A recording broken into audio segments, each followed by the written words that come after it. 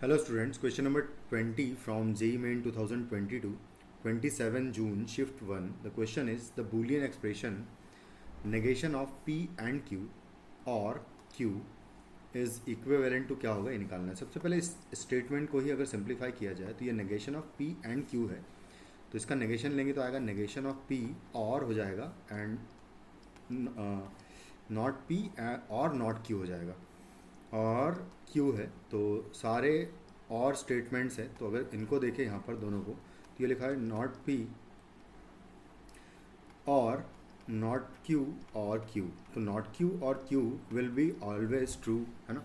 ये एक हमेशा एक ट्रू फंक्शन होगा क्योंकि एक ना एक तो इनमें से ट्रू होगा ही और बीच में और है, तो इस वजह से ये हमेशा ट्रू होगा। अगर ये ट्रू होगा तो नॉट P और true will be always true, तो यानी कि ये एक टॉटोलॉजी है। तो इनमें से बस अपन को ये देखना है कि कौन सा टॉटोलॉजी है, तो उसके लिए हमको बस ये चेक करना है। यहाँ पर एंड स्टेटमेंट है, तो अगर फर्स्ट स्टेटमेंट ट्रू हुआ, सेकंड स्टेटमेंट फॉल्स हुआ, तो हाँ ये स्टेटमेंट फॉल्स हो सकता है। भाई जो कंडीशनल स्टेटमेंट होते हैं वो फॉल्स तब होते हैं जब first statement true and second statement false होता है।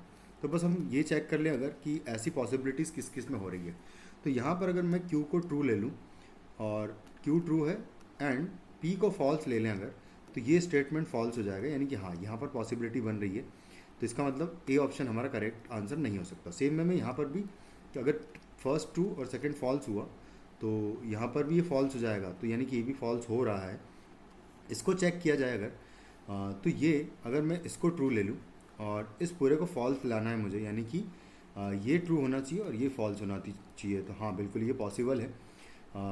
तो इस हिसाब से ये पूरा स्टेटमेंट भी फॉल्स हो सकता है। तो फिर बचा सिर्फ लास्ट ऑप्शन, उसको हम एक बार और अच्छे से अगर चेक कर लें तो ये लिखा क्या है डी ऑप्शन में, एक बार चेक कर लेते हैं। तो ये इक्विवेलेंट टू होगा नॉट P और P और Q, कुछ इस तरीके से आएगा ये, है ना। मतलब कि अगर कोई कंडीशनल स्टेटमेंट होता है A इम्प्लाइज B, वो इक्विवेलेंट होता है नॉट A और B के।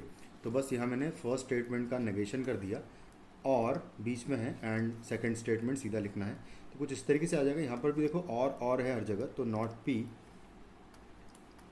और P लिख दूंगा और Q है, तो ये स्टेटमेंट ऑलवेज ट्रू है और इसका Q के साथ है, तो मतलब इनमें से कोई भी एक स्टेटमेंट अगर ट्रू होगा तो ट्रू हो जाएगा, तो ऑलरेडी एक ट्रू आ रहा है। तो सेम वे में ये भी हमेशा ट्रू होगा, यानी कि ऑप्शन डी हमारा करेक्ट आंसर होगा। Thank you.